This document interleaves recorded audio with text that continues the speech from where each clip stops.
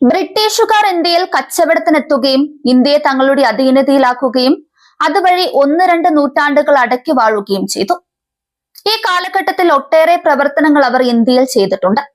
അവയിൽ ഇന്ന് നാം കാണുന്ന ചില കെട്ടിടങ്ങൾ, തൂക്കുപാലങ്ങൾ, റെയിൽവേ തുടങ്ങി പലതും ഉൾപ്പെടും. അതോടൊപ്പം ഇംഗ്ലീഷ് ഭാഷ, ഭക്ഷണ രീതികൾ, വേഷവിധാനങ്ങൾ തുടങ്ങി ജീവിതശൈലിയിലും മാറ്റമുണ്ടായി. ഇന്ത്യ മഹാരാജ്യം എക്കാലവും ബ്രിട്ടീഷ് ആധിപത്യത്തിൽ തുടരുമെന്ന് മോഹിച്ച് പല കരാറുകൾ ഇതിനിടയിലുണ്ടാക്കി. ആ കാലഘട്ടത്തിൽ ബ്രിട്ടീഷ് അനുകൂലികളും ചാരന്മാരും പട്ടാളത്തിൽ ജോലിക്കാരായും അനേകം ഇന്ത്യക്കാർ തന്നെ ഉണ്ടായിരുന്നു. എന്നാൽ നട്ടെല്ലുള്ള ഭാരതീയർ നട്ടെല്ല് നിവർത്തി നിന്ന് നടത്തിയ പോരാട്ടത്തിനൊടുവിൽ 1947 ഓഗസ്റ്റ് 15 ഇന്ത്യ സ്വതന്ത്രമായി. ബ്രിട്ടീഷുകാർ ഇന്ത്യയിൽ നിന്നും മടങ്ങിപ്പോയി. അന്ന് വരെ ബ്രിട്ടീഷുകാരുണ്ടാക്കിയ കരാറുകൾ റദ്ദായി. ഇന്ത്യക്ക് സ്വന്തമായ ഭരണഘടനയും ഭരണ സംവിധാനവും ഉണ്ടായി. ബ്രിട്ടീഷുകാർക്ക് ഇന്ത്യയുടെ മേലുണ്ടായിരുന്ന ആധിപത്യവും അവകാശവും ഒക്കെ പൂർണ്ണമായി അവസാനിച്ചു. ഇന്ന് ഇരു രാജ്യങ്ങളും നയതന്ത്ര ബന്ധം സാധാരണ പോലെ തുടരുന്നു. ഇതേപോലെ മലങ്കരയിലെ മാർത്തോമയുടെ പിന്തുടർച്ചക്കാരായ ക്രിസ്തീയ വിശ്വാസികൾ ഒന്നായി ഒരേ മനസ്സോടെ ഒരേ കൂട്ടായ്മയായി 1-ാം നൂറ്റാണ്ട് മുതൽ 15-ാം നൂറ്റാണ്ട് വരെ നിലകൊണ്ടു.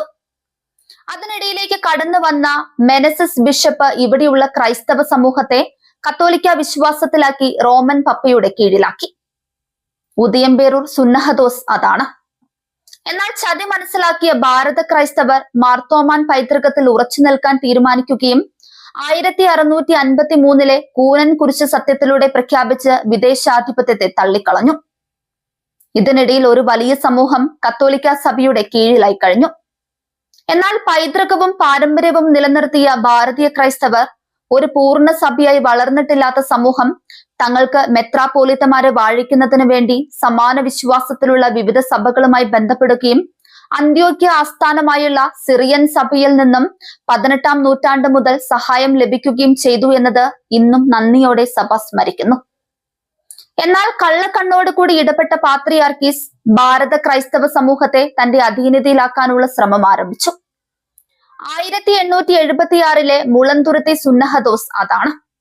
എന്നാൽ ഭാരതത്തിലെ മാർത്തോമൻ പൈതൃകത്തിൽ നിലകൊണ്ട ക്രൈസ്തവർ തങ്ങളുടെ സ്വാതന്ത്ര്യവും സ്വയം ശീർഷകത്വവും നിലനിർത്താൻ ഉറച്ച് മാർത്തോമ സ്ലീഹ എഡേസയിൽ 1-ാം നൂറ്റാണ്ടിൽ സ്ഥാപിച്ചതും പിൽക്കാലത്ത് ബലഹീനമായതുമായ മാർത്തോമയുടെ സിംഹാസനം 1912 മലങ്കരയിലേക്ക് മാറ്റി പുനഃസ്ഥാപിച്ച് മലങ്കരയിലെ സ്വാതന്ത്ര്യവും പാരമ്പര്യവും പൈതൃകവും അരക്കിട്ടുറപ്പിച്ചു മുന്നേറുന്നു.